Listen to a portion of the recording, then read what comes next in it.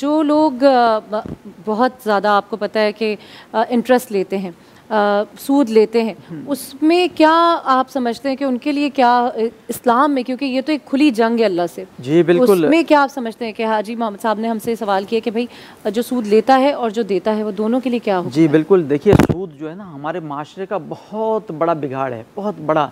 मैं आपका जवाब देने से पहले गुज़िश्ता अक़वाम की एक मिसाल नकल करता हूँ कि हज़रत शुएब अलैहिस्सलाम की जो कौम थी, उस कौम के अंदर नाप तोल में कमी करना और मिलावट करना, ये इतना बड़ा गुनाह उसके अंदर इतना आम था।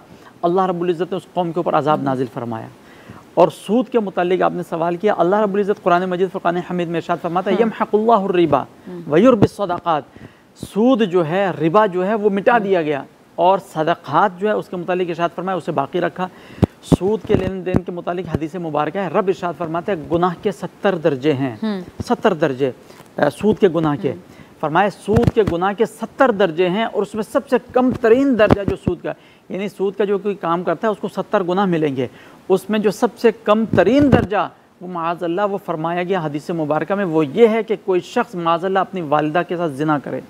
अल्लाहु अकबर, इतना बड़ा शदीद तरीन गुनाह है। और रब इरशाद फरमाता है जो सूद का लेन देन करता है, सूद का कारोबार करता है, वो गोया कि मुझसे ऐलान जंग करता है। खुली जंग है, खुली जंग है अल्लाह रब्बुल इज़्ज़त से। अच्छा, ये देखें मुफ्ती साहब, मुझे ये बताएं कि देखें बहुत सारे लोग हैं जो इस वक्त कारोबार है, जो माली मामलात हैं, उनमें बरकत, उनमें खैर के लिए काम तो वो कर रहे हैं, वो अपने जितना काम वो कर सकते हैं, मेहनत में कहीं दो राहे नहीं है आज के दौर में, क्योंकि एक काम भी करना उससे आपका घर और कारोबार जो है वो चलता नहीं है। तो उसके लिए क्या हो सकता है, क्या आप समझते हैं? क्योंकि अभी तक की बात में जो मैं कंक्लूड कर चुकी हूँ वो ये कि सबसे बेहतरीन वजीफ़ा अपनी नज़र, अपना जहन, अपना दिल साफ़ रखना, बिल्कुल अपनी अता रखना, नरमी रखना। बिल्कुल। तो किस तरह खैर व बरकत हो सकती है आपकी जॉब में, तरक्की कैसे हो सकती है आपके कारोबार में, काम में?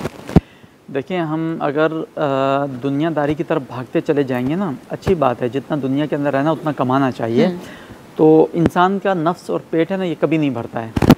आज देख लीजिए, जिस शख्स को 50,000 रुपये सैलरी मिल रही है वो भी परेशान है, और जिसको 50 लाख मिल रही है वो उससे ज़्यादा परेशान है, वो उससे ज़्यादा रोता है। तो अल्लाह रब्बुल इज़्ज़त पे तवक्कुल और यकीन ये ख़त्म हो गया हमारा। देखिए, अल्लाह रब्बुल इज़्ज़त ने एक बात मैं करूँगा, अक्सर बयानात में मैं करता हूँ, रिज़्क़ देने का वादा अल्लाह रब्बुल इज़्ज़त ने बंदे के साथ किया है। अल्लाह रब्बुल इज़्ज़त इरशाद फरमाता है 12वां सिपारा पहली आयत मुबारक, वमा मिन दाब्बतिन इल्ला अलल्लाहि रिज़्क़ुहा। रूए ज़मीन पर कोई जानदार ऐसा नहीं है कि जिसके खाने पीने का रिज़्क़ का ज़िम्मा अल्लाह ने अपने ज़िम्मे ना लिया हो। बिल्कुल।